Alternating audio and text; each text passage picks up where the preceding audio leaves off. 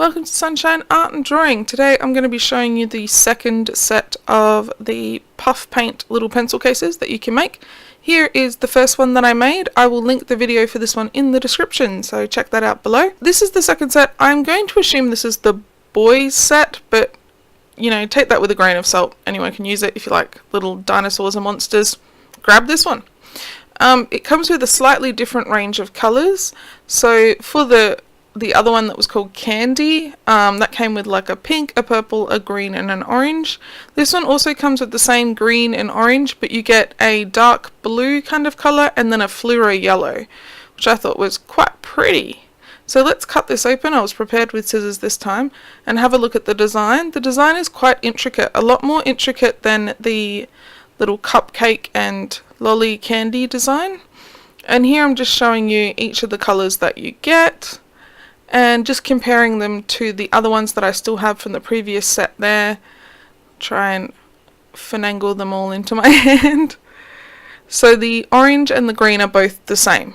So what I'm going to do is I'm going to pop those two to the side because I have a plan for that orange.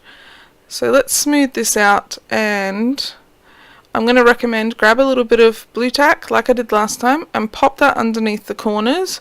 That'll just help a lot with drying it, and you don't need to put forward, just two is fine, and it'll hold it pretty still and smooth it out. You're also going to need a hairdryer, so that's just my hairdryer, and you'll need it on hot and on high. So I've already set it up and it's plugged in. But what I thought I might do is just test out some of the colours before I begin. You can just test them out on paper.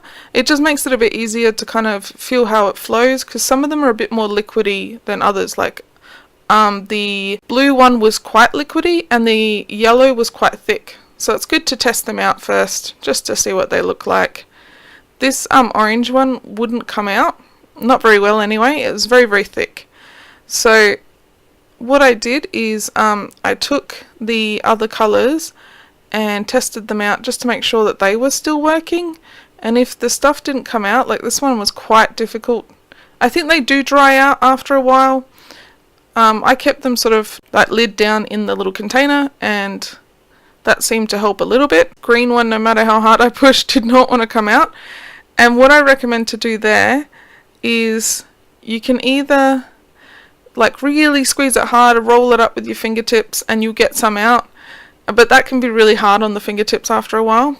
And this is just me testing the newer one to see if they're any different, and it's a bit more liquidy, so I think it does thicken a little bit over time. And here's the new one next to the old one for the orange, just sort of showing you the different colours there.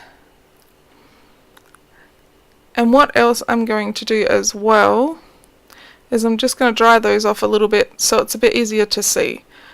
So the first ones that you can see down the bottom there, they are the new ones from the monster set, and then the other ones are the similar colours I had in the previous set.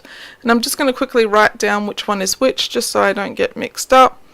So that first one there is the candy version, and the second one is the monster version, and you can see they're the same colour, like the packaging is identical, so it's not likely to be a different colour.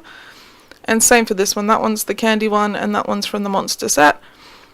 And I'm just going to write monster over there, just so that you can tell which one's which. Let me just show you this as well. It's a quick trick to get the unblock, like to unblock it.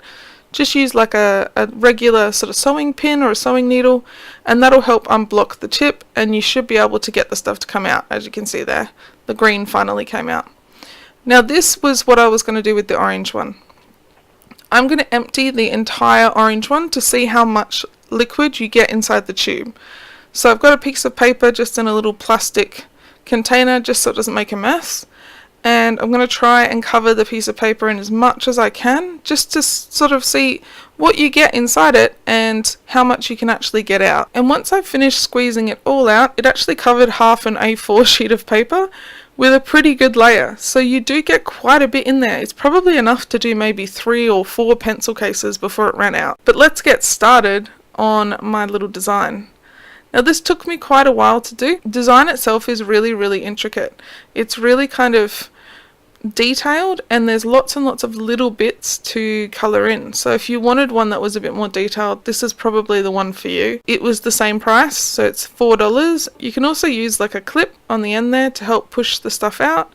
Also found folding them in half helps a lot to get the liquid out if you can't. And I just thought I would do sort of like spikes for each part of the little dinosaurs, little spikes, and the little horns and that sort of thing. And I did try a bit with the bulldog clip to try and help push it out, but I think the easiest way is probably just to kind of fold it in half, press that way, and then there's like half the space, so it's much easier to press through. But the full ones are always easy because they've got plenty of liquid in them. And this took me quite a while, but it was really fun. And I have 2 of these little pencil cases now. One of them I use for just some like nail supplies and that sort of thing, so I keep like a nail file and some nail clippers and that sort of stuff in there. Other one I have been using in the bathroom for when it's that time of the month. I have the monster one with all of my sanitary items.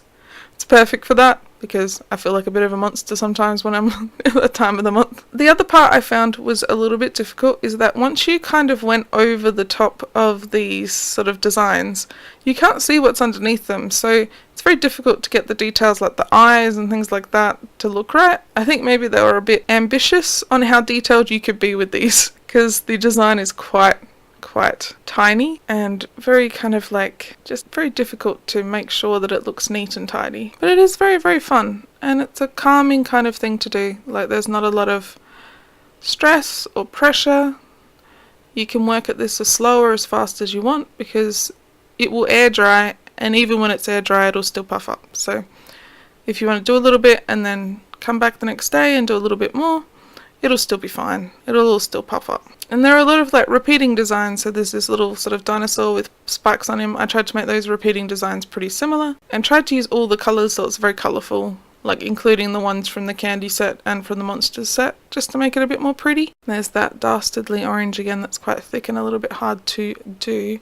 So I just did little bits of the orange because it was quite a difficult colour to push out. So using all of the colours, I am going to speed this one up just to make it a little bit easier to watch because it was taking me a super long time. I love all the little dinosaurs. I really enjoy the little monster character, especially the purple one I did in the centre.